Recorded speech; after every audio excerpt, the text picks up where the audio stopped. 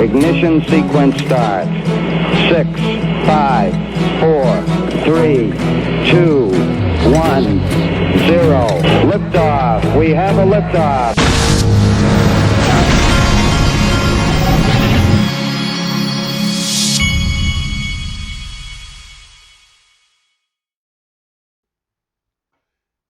Hey everybody, this is the Digital Asset Investor, and today we're going to talk about Bretton Woods, we're going to talk about the SDR, and we're going to talk about the IMF.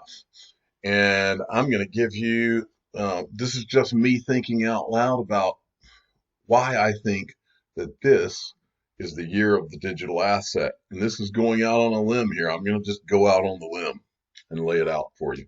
So first, we're going to start by giving you a little short, this is a 1 minute 34 second clip about Bretton Woods, just to give you some background here.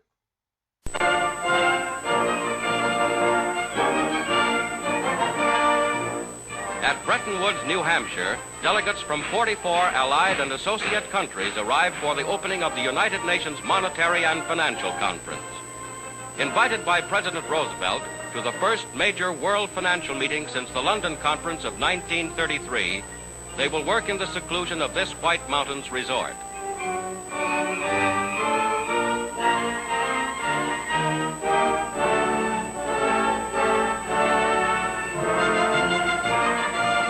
Zhang Shi-kung, one of China's representatives, with Secretary and Mrs. Henry Morgenthau. United States Treasury Secretary Morgenthau heads the American delegation.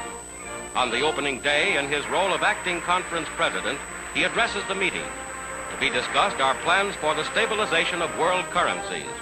All agreements must be ratified by the governing bodies of the nations involved before becoming effective.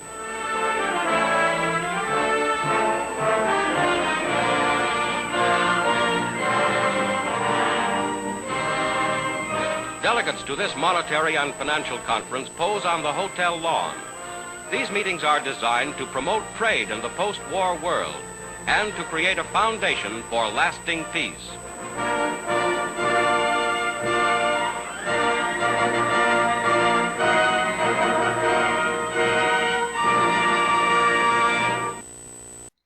Okay, so that's a good little intro for you to Bretton Woods. And this is the Bretton Woods Wikipedia page. It says, preparing to rebuild the international economic system while World War II was still raging, 730 delegates from all 44 allied nations gathered at Mount Washington Hotel in Bretton Woods, New Hampshire, United States, and then they said that the delegates during 1 to 22 July 1944 signed the Bretton Woods Agreement on this final day. Here's where the important part of this is, in my mind. Setting up a system of rules, institutions, and procedures to regulate the international monetary system. These accords established the International Monetary Fund, the IMF, and the International Bank for Reconstruction and Development, which today is part of the World Bank Group. So, and then it says the United States, which controlled 2/3 of the world's gold, insisted that Bretton Woods system rest on both gold and the U.S. dollar. And then, so it goes on. And then I wanted to take you down here. One of the people that was at this, that was a prominent person, was John Maynard Keynes, who's like an economist. And one of the most important things in this whole thing to me says Keynes' proposals would have established a world reserve currency, which he thought might be called Bancor, administered by a central bank vested with the possibility of creating money and with the authority to take actions on a much larger scale. So the Bancor is what he came up with. Now, that did not end up happening, but so let's go look closer at the Bancor, and that's John Maynard Keynes right there. It says the Bancor was a supernatural currency that John Maynard Keynes and this Schumacher guy conceptualized in the years of 1940 to 1942, and which the United Kingdom proposed to introduce after World War II. The name was inspired by the French bank or bank gold. This newly created supranational currency would then be used in international trade as a unit of account within a multilateral clearing system, the International Clearing Union, which would also have to be founded. And then basically, my understanding is that that didn't happen. But look at this. Proposed revival. This is on the Bancor Wikipedia page. Since the outbreak of the financial crisis in 2008, Keynes' proposal has been revived in a speech delivered in March 2009 entitled Reform the International Monetary System. The governor of the People's Bank of China called Keynes' Bancor approach far-sighted and proposed the adoption of IMF special drawing rights as a global reserve currency as a response to the financial crisis of 2007 to 2010. He argued that a national currency was unsuitable as a global reserve currency because of the Triffin dilemma, the difficulty faced by the reserve currency issuers in trying to simultaneously achieve their domestic monetary policy goals and meet other countries' demand for reserve currency. A similar analysis can be found in the report of the United Nations experts on this. So in other words, it has to be a supranational currency. It can't be issued from any particular country. All right, moving along. So this right here, for those of you that haven't seen it, and remember, the World Bank was essentially hatched from Bretton Woods as well. Well, this is from the World Bank's website, and what we just read to you is that the Bancor would be a supranational. This was the idea that was revived after the financial crisis. This is from the World Bank's website. We've shown it on here before. They're talking about digital fiat currencies, and they're making the distinction. A digital fiat currency would be a central bank issued currency. It would not, what it says a digital fiat currency is not, and it has on here, it's not a supranational currency, and it's got Ripple XRP in parentheses. That is from the World Bank, folks. All right. So I'm going to move forward with this point. All right. Now, what is the special drawing right? And there's also something said in this video that I want you to pay close attention to, but it's important that you understand what the SDR is. By the way, this is from the IMF's website.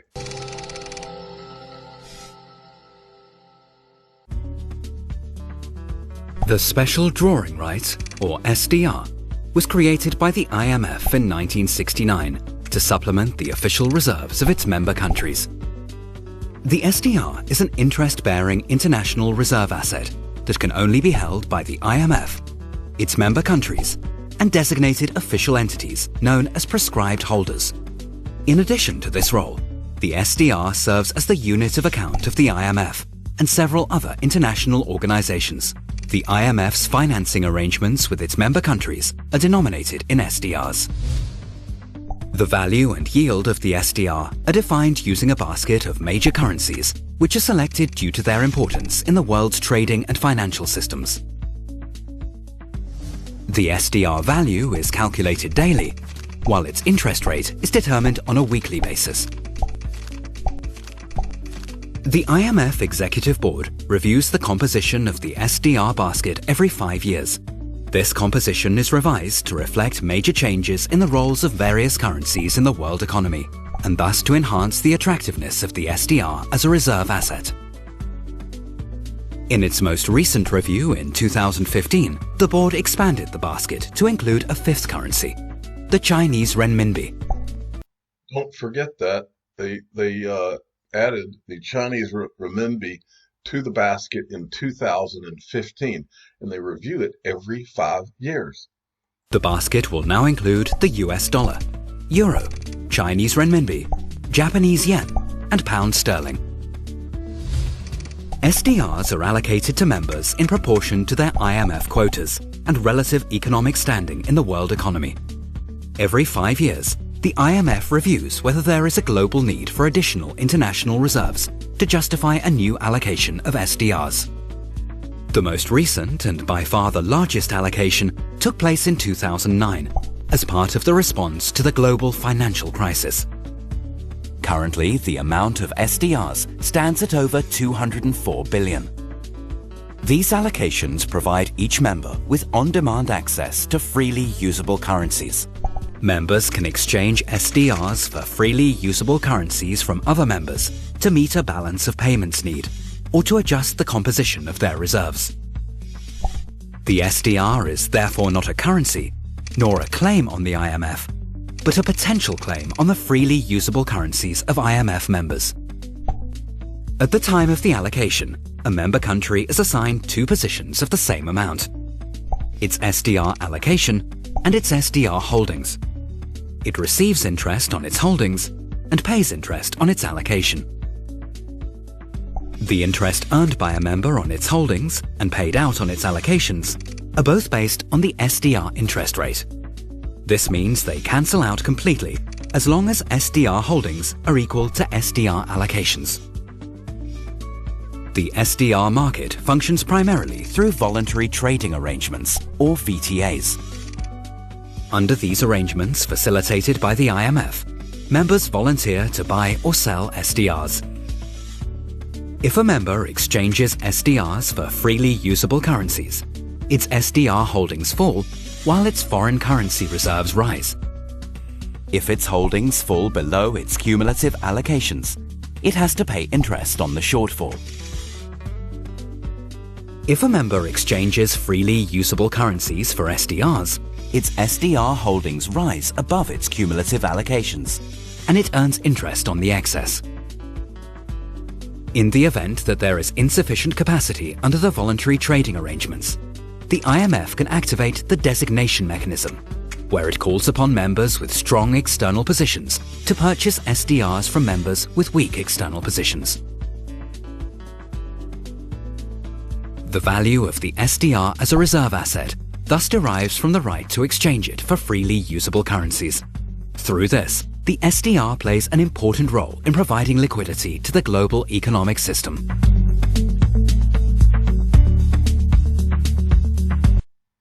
Okay, I think that probably gave you a pretty good snapshot.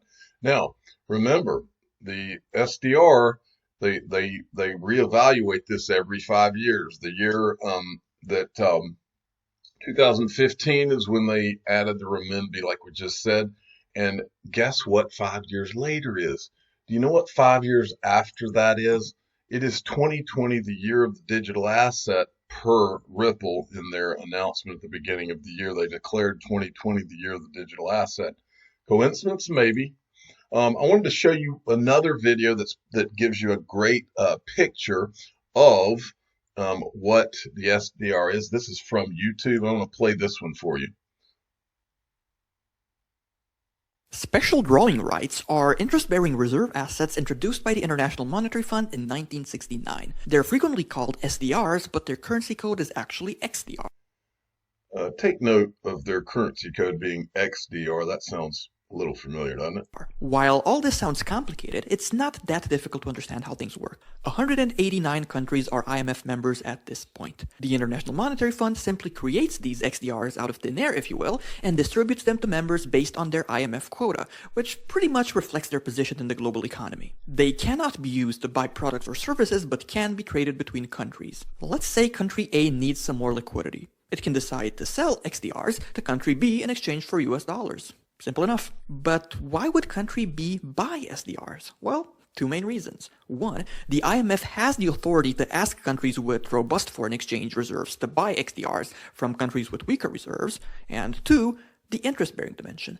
If a country's XDR holdings fall below its allocation, it has to pay interest on the difference. And the same way, countries receive interest payments on the difference if they end up owning more SDRs than their allocation. This interest rate is determined by the IMF once per week, whereas the value of an XDR is determined daily based on a basket of 5 currencies.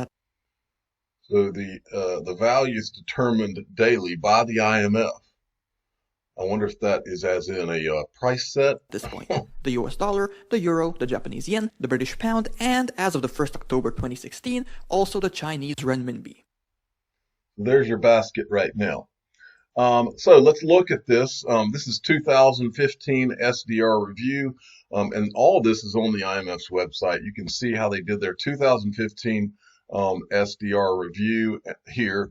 And then you can see here the press release. So apparently on December the 1st of 2015, well, here it is. On November the 30th 30th, 2015, the executive board of the IMF completed the quinquennial review every 5 years of the method of valuation of the special drawing right, approving the revised currency composition and currency weights for value of the SDR. So they do it around November every 5 years is what I'm assuming here. So that would mean somewhere around November of 2020. Let's see what we have next. And I wanted to show you this. This is the SDR's allocations and holdings for all members. Now, do you remember when Brad Combs has talked about his pre-allocation theory? Well, if I was a betting man and let's say, hypothetically, of course, that XRP was being pre-allocated or being earmarked from the escrow at Ripple to certain large institutions or countries or banks or central banks, if that was happening, this was the first thing that popped in my head when I saw this is SDR allocations. Now there's also this, which is IMF executive directors and voting power, votes by country. And so each country is assigned a certain amount of votes. This would be, and in total, they're all, you can see all the different countries that are members of the IMF, how they're all, that would be, let's say you had, this is purely hypothetical, folks, but let's say that you had 50 billion in Ripple escrow that was left, and you wanted to donate XRP to the world to be a supranational currency to the world, and you said, okay, we'll take that 50 billion and we'll allocate it based on your number of votes in the IMF. This way, everybody stands to be a winner in this situation. This is purely just me thinking out loud, folks. But like I said, they actually show everybody's SDR holdings on the website. Now, this is the IMF Wikipedia. And I don't know if I really had this pulled up for any reason, but they mentioned, of course, SDRs and all that. Now, there is one thing I wanted to show here. Let's see. I think it was from this page. Let me go down this and see if I had highlighted something or not. I can't remember. But a part of the Bretton Woods agreement was the gold standard. That was a critical part of that. But here's one of the things I wanted to show you. Countries contribute funds to the pool through a quota system from which countries experience balance of payment problems can borrow money. As of 2016, the fund had XDR 477 billion, about 667 billion US dollars. So, but as a part of that gold standard, this Bretton Woods was basically ended in, I believe it was 71 or 73. The new prosperity is closely related to creating new jobs and halting inflation. We must protect the position of the American dollar as a pillar of monetary stability around the world. In the past 7 years, there's been an average of one international monetary crisis every year. Now, who gains from these crises? Not the working man, not the investor, not the real producers of wealth. The gainers are the international money speculators. Because they thrive on crises, they help to create them. In recent weeks, the speculators have been waging an all-out war on the American dollar. The strength of a nation's currency is based on the strength of that nation's economy. And the American economy is by far the strongest in the world. Accordingly, I have directed the Secretary of the Treasury to take the action necessary to defend the dollar against the speculators. I have directed Secretary Connally to suspend temporarily the convertibility of the dollar into gold or other reserve assets, except in amounts and conditions determined to be in the interest of monetary stability and in the best interest of the United States. In other words, he destroyed the dollar, and he said it was temporary in this, but it wasn't temporary. There's nothing backing the dollar to this day. Okay, now I wanted to make sure you understand that all of these organizations are basically hatched from Bretton Woods, and they're all interconnected. We've talked about the World Economic Forum in the last few months. And so here in the World Economic Forum, let's look how this kind of, it says it's it was founded in 71. Its mission cited it as committed to improving the state of the world by engaging business, political, academic, and other leaders of society to shape global, regional, and industry agendas. But then it says down here, events in 1973, including the collapse of Bretton Woods fixed exchange rate mechanism and the Arab-Israeli war, saw the annual meeting expand its focus from management to economic and social issues. For the first time, political leaders were invited to the annual meeting in January 1974. So you can see that that once Bretton Woods, once that had collapsed, that's when this World Economic Forum basically became a wing of these other, IMF and World Bank, they're all connected. And so as we go along here, this is how this is important to know. The World Economic Forum is the same place that we've been showing you, where they issued this central banker digital CBDC handbook to go to all the central bankers that attend the World Economic Forum to let them know that JP Morgan coin and Ripple's XRP are the currencies for interbank and intrabank payments and settlements. All right. And that's directly from the World Economic Forum's website. All right. And so then we have, and I want to just show you, I've shown a lot of this before, but I just want to hammer this point home. I want to show you how everywhere you look around the IMF and these organizations, you find Ripple and XRP, whether it's people put in high places. And you also, the other thing you see is all of the most powerful people in the world. They're a part of all of this. And so I've shown you this before, but Chris Larson's is executive chairman of Ripple, and he is on this IMF high-level advisory group. And then you've got, you remember this picture, Christine Lagarde's there, Brad Garlinghouse is right here. And then there's just countless different people in here that are important and powerful people. And then next you have this. All right, we're going to go to around in here. Now what you're looking at, let me do a refresh on this page. What you are looking at here, and I'll get it to the right point here.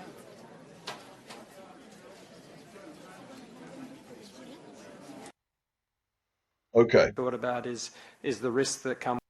This is the Fintech and Transformation of Financial Services from 2017. These guys are meeting, and this is their spring meetings in Washington, D.C. So listen up close. Fraud and privacy breaches and cyber attacks. So they're all new risks that we need to be thinking about. And I actually think managing those, it's all about managing risk, and it's a responsibility, I think, for all, whether it be regulators or global bodies or market participants to be thinking about. But at the end of the day, it's all about making sure that you've got trust and confidence in markets. Okay. Thanks, Greg. Let me invite Ryan, please. Hello, everyone. My name is Ryan Zagone. I work for a company called Ripple. We enable real-time cross-border payments for financial institutions. We're lowering the settlement time from about 5 days to 5 seconds, and we're reducing the cost of cross-border payments by about 60%. We're working with about 50 financial institutions around the world to enable this real-time cross-border payment. To the question of will fintech endanger financial stability, I don't think it will if we maintain a strong principle-based approach to regulation. So today, we set regulation at a high-level thematic principle that we apply uniquely to each different technology or product. So for instance, we will have principles around market stability, or operational resiliency, or cybersecurity. So like strong components of a financial system. We apply those, ensuring the controls and the risk mitigants are put in place are unique to the risk and gaps within each product. It's not one standard approach. So we customize how we apply rules and risk to each different product. If we continue that approach of a strong principle-based model, I think we will be very effective at identifying and mitigating the risks that may come from fintech. Alternatively, if we have a more prescriptive model where we pick one type of solution and require that across all different products, we will likely see gaps begin to emerge because we're not identifying the unique risk in each different type of product. So I think fintech endangering financial stability depends on the regulatory approach, and a strong principle-based model will do that. An example to illustrate this is in automobiles. We have a broad principle of keeping passengers safe. There are baseline requirements like seat belts to do that. But aside from that, most of the risk controls are unique to individual models. So a large 18-wheeler will have a unique type of brake because it's moving a very heavy load. That type of brake would not be appropriate for a small car. We need different types of safety measures given its use case.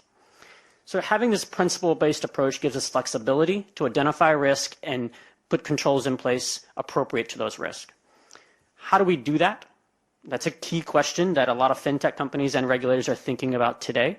One solution that's come to the forefront is a regulatory sandbox, where fintech companies work directly with regulators to learn the unique risk in each different technology and how to properly mitigate that risk. I think that's an excellent way to do it. Ripple has been involved in several of these conversations, and we've benefited greatly along with the regulator. So in conclusion, I don't agree that fintech will endanger financial stability if we maintain this flexible, principle-based approach to regulation. Okay, I want to just draw your attention to this guy. His name is Church. Let's see, Chris Church, Chief Business Development Officer of Digital Asset.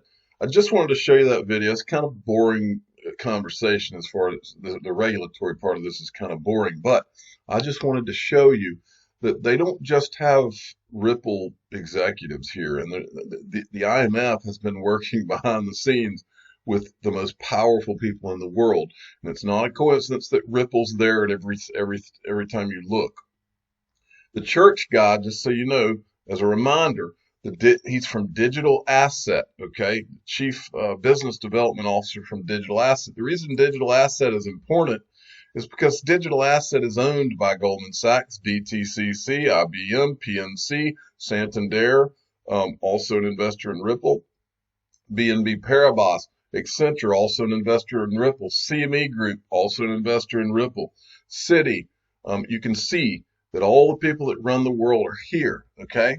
Now, I want to also go and show you a little bit about who's running all these shows. I mean, I showed you the advisory board on the IMF, and then I've shown you this as well, leadership and governance of the World Economic Forum. And you can look down this list and you can find all these people are interrelated, but you got Larry Fink from BlackRock.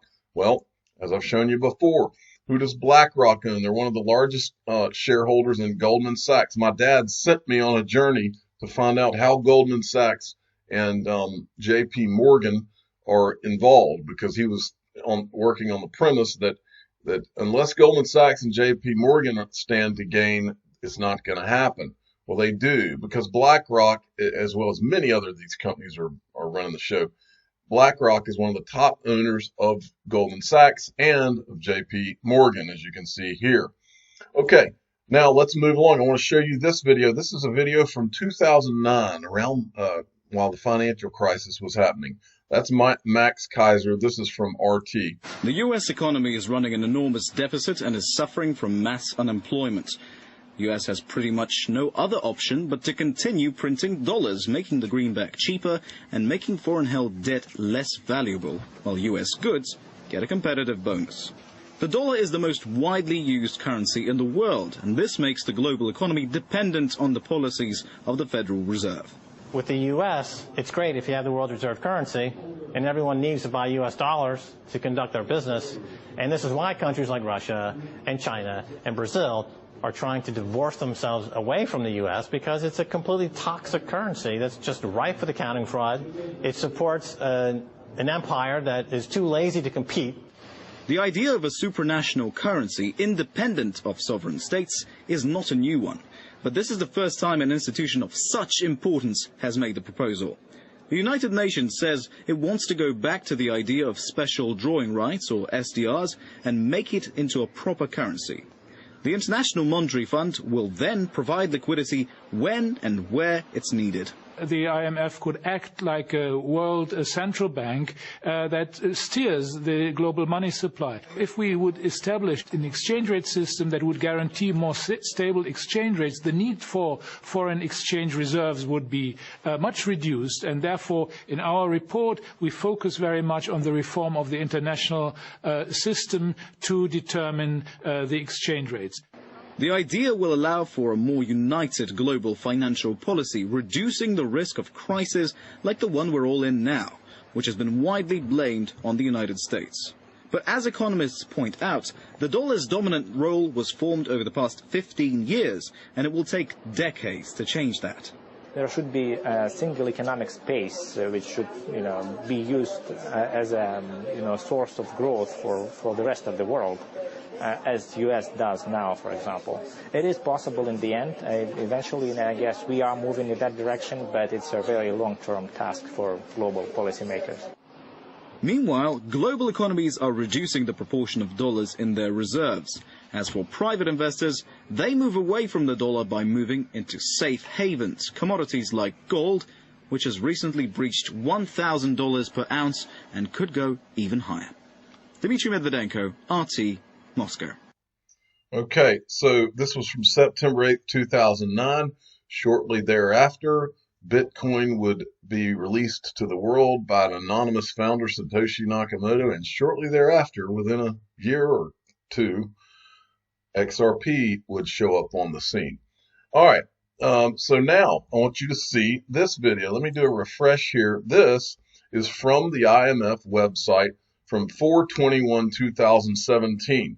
And they're saying the title of this is 50 years after the SDR's role in the international 50 years after the SDR's role in the international monetary system. I went through this whole video and a lot of it was very boring. So I found the overall of this video is this. These guys are. You've got a lot of politicians and politics going on with regard to the IMF. That's very obvious when you watch this video.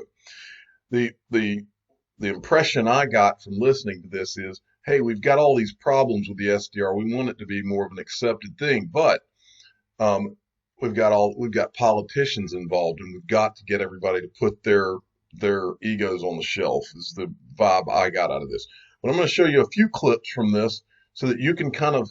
And when you're listening to these clips, I want you to think, what problems does XRP solve while these guys are talking? Well, think about the things you know about XRP. We're going to start at the 11 right in here. The first market and secondary market, I think they are developed fairly well. And also, we try to make some effort to make the secondary market of SDR bond, you see, more available. We know that in terms of trading SDR products, there are a lot of shortcomings. For example, lack of liquidity and also a very wide spread, as well as it's costly to make a hedging, and also even it's costly to make the settlement, right? So that for those kind of problem and cost of transactions, we try to develop a market infrastructure and also develop some market maker available for those kind of secondary market. And also for the OSDR, official reserve SDR, I think the allocation of IMF is very important. Another thing is make the central bank or other agency holding SDR assets. It's easy for them to convert that assets into the reserve currency they need when they need a payment. So that I think in that front is they try to think several central bank, especially the central bank of reserve currency issuing country, can provide that kind of service That is, I think, to a certain degree, People's Bank of China can play a little bit of that role. That if a particular agent want to have liquidity, the asset is in SDR, they can provide any reserve currency they need, maybe US dollar, maybe euro, and then in exchange they hold that SDR. That make the reserve in SDR more convenient. They feel that they have less uncertain or Okay, and by the way, that is the governor of the People's Bank of China. So you know China's in this game as well. And then at the 1430 mark, let me see if I can find this.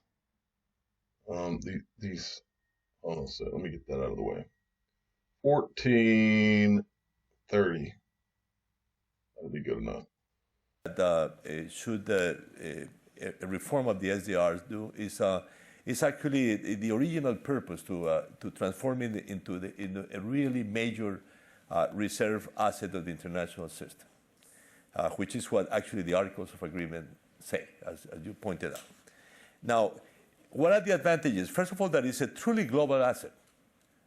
So it's backed by all members of the IMF, and it doesn't have the problems of using a national currency as international currency, which was the origin of the debates on the creation of the SDRs. I mean, it's called Triffin dilemma.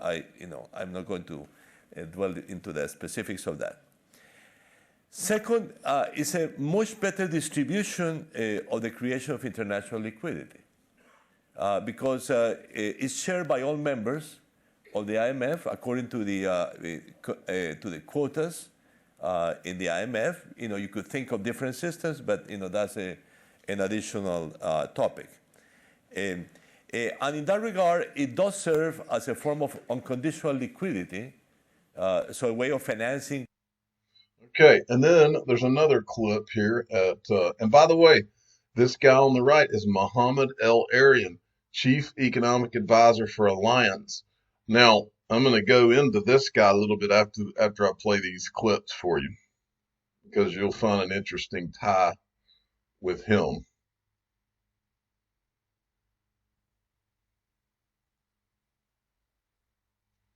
Bring a mic to you so that you don't have to shout at us. And you can shout at us if you want. But thank you. You don't have to shout at us. The microphone helps.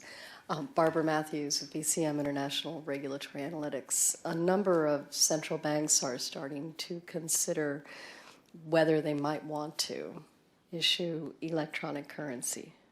And my question to the panel is whether this presents a paradigm shift that is very timely for the strategic function of the SDR and what the SDR could achieve in the future. Okay, who would like to take on that one? I'll just say thank you. You just made my point. Okay? I mean, it's the irony that people are willing to embrace the Bitcoin, right? Or any, Well, there are issues. You mean like block? Okay, I just wanted you to hear that these people lobbed out digital currencies in the middle of this thing, or electronic currencies. Okay, and then there's another clip at around the 106 point here. Yeah, thank you. I have a question for the whole panel. My name is Ping Fan Hong from UNDESA. I'd like to know if we could, or if the panel could draw any useful lessons from the experience of the euro, which is a truly supranational currency, for the SDR in the future. Thank you. I think it's an entirely different issue. If there is any similarities with the ECU, but not with the euro, I mean, I think nobody's talking about, like using the SDRs as a means of payment for current transactions, which is the story of the euro, or actually eliminating national currencies and substituting them for the euro. So I think it's a more limited reform in any way, and which has much less problems in terms of implementation. Catherine? I guess perhaps the euro could be a cautionary tale. Here we have, if ever there was an opportunity to make a supranational currency work, it would be within the European Union, which has this strong, strong political and economic foundations. To first identify. Okay, so supranational. And then we have at the 108 mark, the market, could take it up and this thing could move forward. Are there structural characteristics of the SDR itself, the SDR basket? The introduction of the renminbi last year, of course, helped. Are there other aspects, in terms of the weighting, in terms of maybe inclusion of other currencies, which could facilitate that process that markets could become a little bit more excited about? Thank you. Can I reverse the question? Because the KES is at the forefront of all sorts of investment. It has permanent capital. Okay, so let me ask you the question. Right? What would it take for the KES to seriously think about SDR-denominated instruments? Better bring back the microphone, please. So we all want to hear this. Well, I think, obviously, liquidity issue is important. I think maybe. Okay, so I got a little bit interrupted there. I'm going to go back just a tad on this and start from here. It has permanent capital.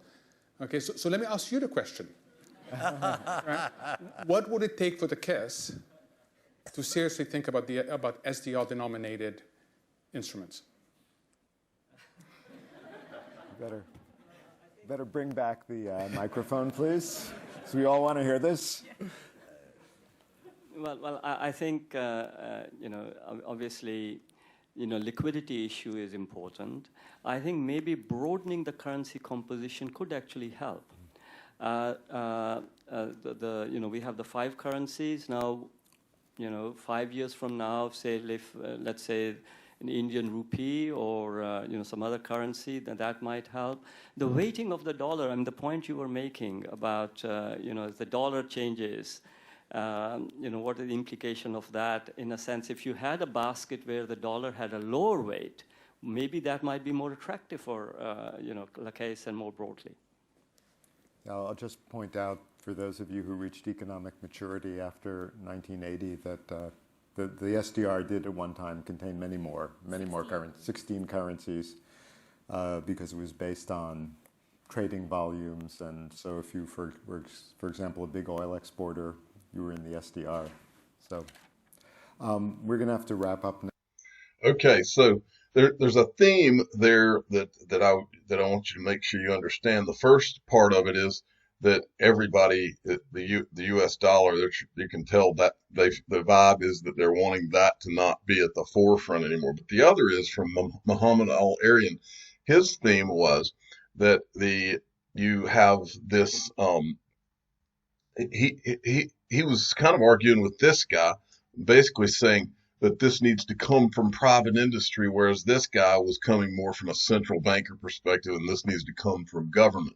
So I want to make my final point here, and that is about Muhammad Al-Aryan. We've all seen him on CNBC, but you may not know this. He's an advisor to International Advisory Group, GIC. What is GIC? GIC, here he is right here. But GIC is this company that is established in 1981 to manage Singapore's foreign reserves. GIC is a global long-term investor. We work to secure Singapore's financial future by investing across a range of asset classes, This company right here basically manages Singapore's finances. Okay, now what's important about that? One of the advisors to Ripple, his name is Anthony Lim. He is a strategic advisor. He was previously managing director and president of Americas at Singapore's sovereign wealth fund, GIC Private, Ltd. So there's and meanwhile, you've seen Ripple has been working in Singapore with the Monetary Authority and all that. This is one of the most successful areas that Ripple has been operating. And so you've got Muhammad Al-Aryan on stage, basically,